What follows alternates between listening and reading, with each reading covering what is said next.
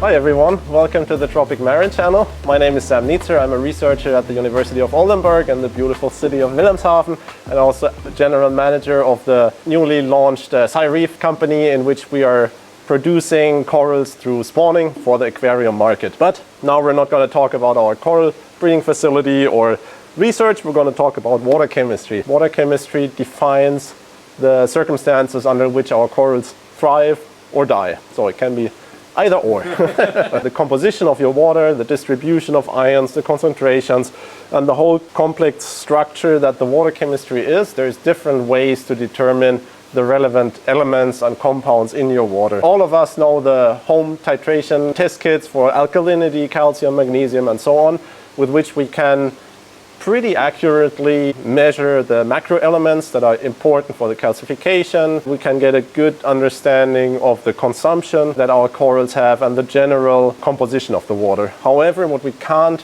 analyze are the trace elements that are highly important in certain regards, like trace metals, the halogens. Halogens are really important for the immune system of invertebrates and their resilience against parasites, against diseases. But also there's elements that we don't want to have in the water, or don't want to have them in high concentrations in the water, like certain trace metals that can be really toxic even in lowish concentrations. But on the other hand, the metals that can be really toxic for corals are also essential, because trace metals are needed for the production and the functionality of enzymes. All of you know enzymes, the little machineries in every cell that build proteins that turn compound A into compound B. So a lot of the metabolism of us, of the corals, of the algae, of everything is driven by enzymes. And these enzymes have the commonality that they usually have a central atom, a certain element, manganese, copper, zinc, whatever, in the center of the enzyme. And then around there's all the amino acids that build this protein-like structure that gets bigger and bigger and bigger until it's an actual enzyme that can then act in the function that it's supposed to and turn compound A into compound B and so on. The thing is, if these enzymes can't have their necessary central atoms, they can't be produced, right? So you can run into deficiencies, and these deficiencies then can lead into metabolic problems. That does not only regard the corals and the algae and the fish and everything we want to keep in our reef tanks, but also the microbiome. The bacterial community in the reef tank is highly important for a lot of nutrient cycles, metabolic processes, the functionality of the whole ecosystem that we're trying to build. And essentially we're trying to emulate a coral reef ecosystem, and bacterial communities are highly important for this well-being, for the functionality of this ecosystem. And these bacteria also need these trace elements. If they run out of trace elements, there's going to be problems. So with the right type of analysis, I can keep track of these highly important elements. I can keep track of potential contaminants. I can keep track also of the macro elements. And this analysis methodology is the ICP OES. So I'm sure everyone has heard by now about the ICP analysis. ICP stands for inductively coupled plasma, and the OES version is the optical emission spectroscopy. A lot of words, a long description. So essentially what is being done is you have a really, really high plasma flame, and then you shoot your water sample through that plasma flame. And while passing through that plasma, everything that is in the water, all the molecules are being separated and ripped apart basically. And their individual components, the elements, are then, while this process of decomposition takes place, they emit wavelength, light basically. And different elements emit different wavelengths. And with the right detector, you can detect intensity of a certain wavelength. And with that wavelength intensity, you can then calculate how much zinc is in the water, how much manganese is in the water, all the other elements, right? Because they're all emitting a different wavelength. There's some overlap, which makes it complicated, but with the right technology and the right personnel, you can get a very good grip on the composition of the water. That's the most commonly used technology in the aquarium hobby. There's also the ICP-MS, which stands for mass spectrometry. It's a different detection method that is coupled to the plasma-based separation of the compounds, and the MS allows you to detect much lower concentrations, so below micrograms per liter. So we go into nanograms per liter, and for trace metals, then you can get superfine concentration analysis, which is nice, but is not that necessary, I would say. At the same time, the MS has a really hard time to measure the high concentrations of the macro elements of calcium, potassium, magnesium, and all that. These elements are in the range of almost grams per liter or several hundred milligrams per liter. So the spectrum of concentrations goes from grams per liter to micrograms per liter. And that's the spectrum of relevant concentrations for us. So if you want to measure all that with one device, yeah, there is some compromise to be done. With the ICP OES, with the modern technology, with the modern devices you can buy, and also very importantly, the right personnel can get very accurate measurements. The personnel is also really important, that you have experienced people that really know how to run the ICP OES, because just because you buy a really expensive machine doesn't make you, well, capable of using it. It stands and falls also with the ability of your personnel. And I think with the new test that Tropic Marin is bringing out, I think it's a very good addition to the aquarium hobby. There's been ICP on the market for a long time. Of course, now Tropic Marin also has their own. What makes it a bit different is what comes after the testing. How do you correct problems that are potentially being detected in your analysis? So how do I make up for deficiencies? How do I manage the concentration of certain element groups? But that is something we're going to discuss in another video, because that's going to make everything way too complex. Now we're going to look at the actual product. We have two types of tests.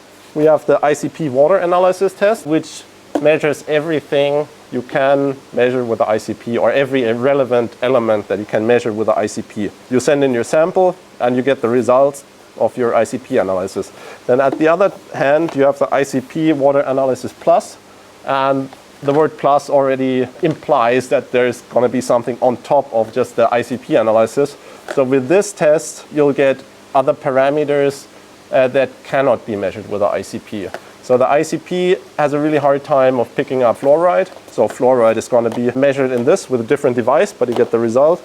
Fluoride, very important halogen for the health, especially of the corals, but not just fluoride, but also alkalinity is being measured, nitrate is being measured, nitrite is being measured. Nitrate, nitrite are compounds that cannot be measured in the ICP. With the ICP, you only get the information that a certain element is present, but it doesn't tell you in which form it was present. If it's in an organic compound, if it's included in some organic compound, or just as a free-floating ion, that you cannot say, because everything is being ripped apart, so you cannot measure any compounds. So compounds like nitrate, nitrite, that is being included in here, but also alkalinity, salinity is also measured professionally, but also parameters like the coloration, because the coloration of the water can be an indication that you have certain organic compounds that cause a slightly yellowish discoloration of the water, which you wouldn't pick up in the ICP, basically. There's also a smell test, because smell can be an indication for certain organic compounds that also cannot be measured in the ICP.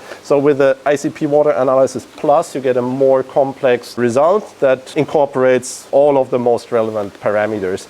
And in addition to your water sample from your tank, you can also send in your RODI water, and then you'll get information whether your RODI is still high quality, or you should switch the cartridges, or you should get a better one, maybe. So that's also very useful additional information. So the results you get will not only be very interesting, because you will get to know what is happening in your tank, what's the composition of your water, but you can also track it over time. If you do several analyses in certain intervals, then you can see the consumption of macro elements, the consumption of trace elements, whether or not there's deficiencies. Maybe there's a buildup of some contaminants. Maybe some metal dropped a screw or something. A hammer was dropped in the tank, and that is slowly corroding. So that would be picked up in the ICP. And now we've talked a lot about the ICP and the test kits. So I would say let's see what's inside. And we'll start with a basic one. There's a description how to do everything. There's the barcodes. I'll talk about these in a second. There's two 15 milliliter sample tubes. There's a sterile filter. That filter takes out everything that is bigger than 0.2 micrometers, meaning all bacteria, all microparticles that are in the water. Because microparticles are also shredded by the plasma and will emit certain signals. And then you cannot distinguish whether was it dissolved in the water or was it just part of a particle. Right? So this filter is pretty important. And the syringe.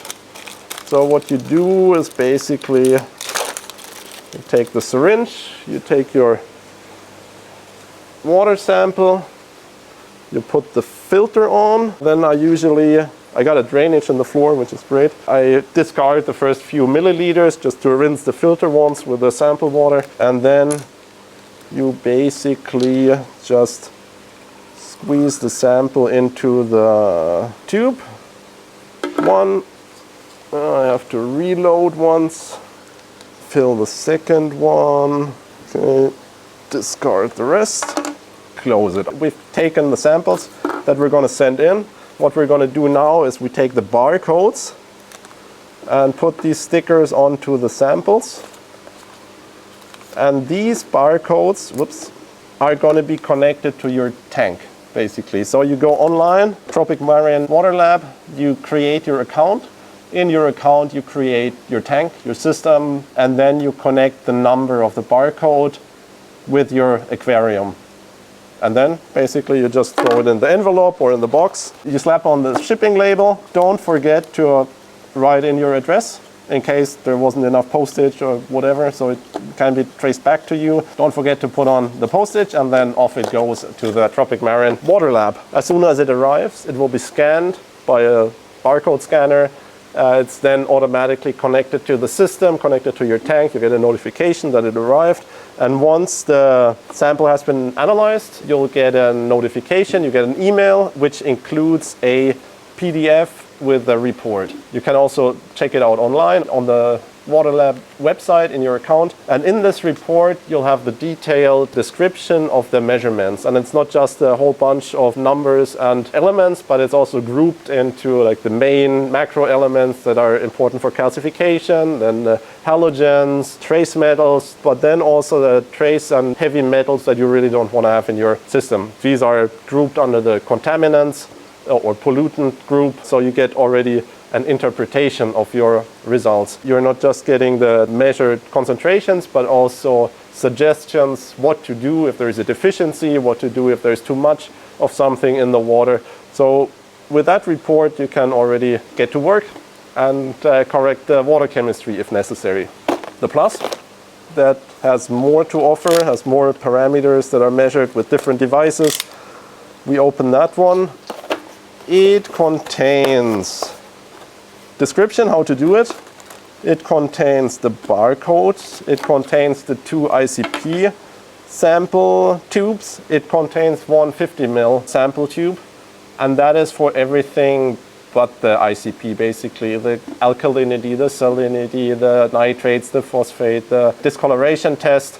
So what you do with that one is basically rinse it out once, you fill it up, boom, good to go.